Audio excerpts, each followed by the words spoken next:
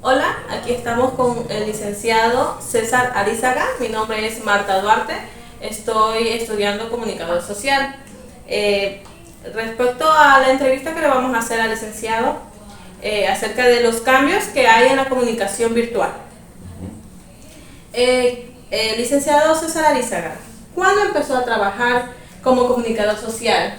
Desde el año 2012, compañero. Desde el año 2012. Y Saquen la cuenta ahí. desde ese entonces a la actualidad, ¿cómo ha surgido la radio? ¿Qué cambio ha tenido la radio náutica? Bueno, yo empecé a ejercer desde el año 2012, pero aquí en este medio de comunicación apenas tengo 2 años trabajando, y te podría hablar de cómo yo he observado cierta evolución de la radio, pero a nivel general, quizás no del medio de comunicación en particular, ¿no? De su migración de lo analógico hacia lo digital, hacia lo virtual.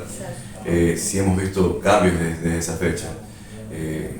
Yo empecé a estudiar en la universidad desde el año 2007 hasta el 2012, y teníamos una concepción, una perspectiva de la radio muy diferente a la que se tiene ahora, ¿no? Esa visión mágica de la radio que nos transportaba hacia un mundo que quizás no existe, que nos daban o nos lo mostraban los locutores, creo que se ha perdido, porque ahora la radio ha migrado a plataformas digitales que nos permiten observar que ese mundo mágico es un mundo muy sencillo, ¿no? Por ejemplo, te pongo un caso. Yo escuchaba mucho Radio Panorama en ese entonces, que se llama Radio Amor ahora. Ahí escuchaba al abogado Carlos Cambala. Cuando él le daba paso a otra persona, y le decía, bueno, vamos a pasar a cabina número 5 con Milton González, por ejemplo. Y yo me imaginaba que todo ese equipo, esa infraestructura se trasladaba de una cabina hacia otra cabina. Y no era así. Esa supuesta cabina número 5 estaba al lado de él. Y esa magia como que se fue perdiendo, ¿no? Se fue perdiendo poco a poco con la venida del streaming, de estas plataformas digitales. Los ciudadanos ya sabemos cómo es el mundo de la radio, con ese ejemplo para poderlo graficar, ¿no? ¿Y cuál creería usted, cuál red social es la que llega más al público, a la audiencia, a la radioaudiencia que tiene usted? Por ejemplo, yo he detectado que, bueno, hay muchas redes, ¿no?, que se utilizan, que el medio utiliza, pero creería que Instagram y Facebook son las que lideran. Las que más llegan al público. Creo que compiten entre ellas la audiencia, ¿no?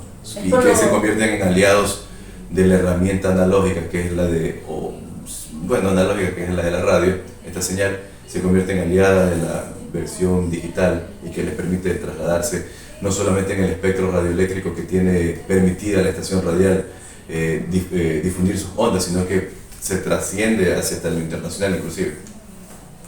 Facebook e Instagram, diría Facebook e Instagram, eso es lo que más llega al público. Diría yo. Por las noticias que llegan más rápido. Son nuestras herramientas que nos permiten informar a la ciudadanía. En la actualidad, ¿cuál es el programa que se identifica la radio desde sus inicios hasta ahora que ha empezado las redes sociales? Esta radio. Sí, claro. No. Yo diría que aquí hay 2 tipos de consumidores, de público.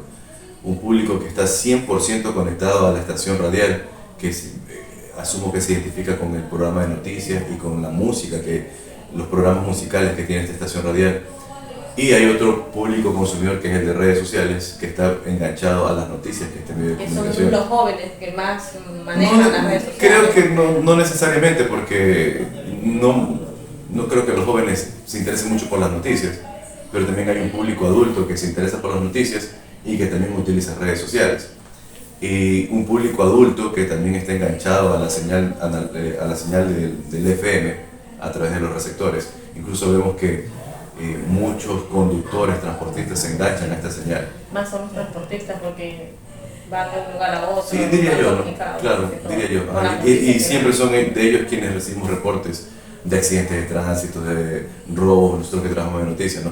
Los transportistas son como nuestros aliados, porque como están en todos sectores, nos brindan esa información y nosotros rápidamente vamos a cubrir. Licenciado César Arizaga, ¿cuál es el trabajo que más le ha llegado de comunicador social en esto de las redes sociales? en las áreas en las que yo me Claro, desempeñaba. lo que usted se desenvuelve. Bueno, yo creo que la cobertura de noticias, ¿Cuál es la que más de le ha crónica, impactado? las noticias de Crónica Roja,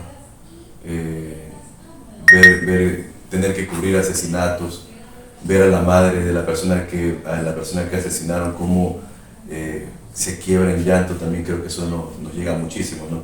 Ver el descuido de nuestras autoridades y que se permite que día a día haya víctimas mortales en nuestra provincia, creo que también a nosotros como periodistas nos afecta.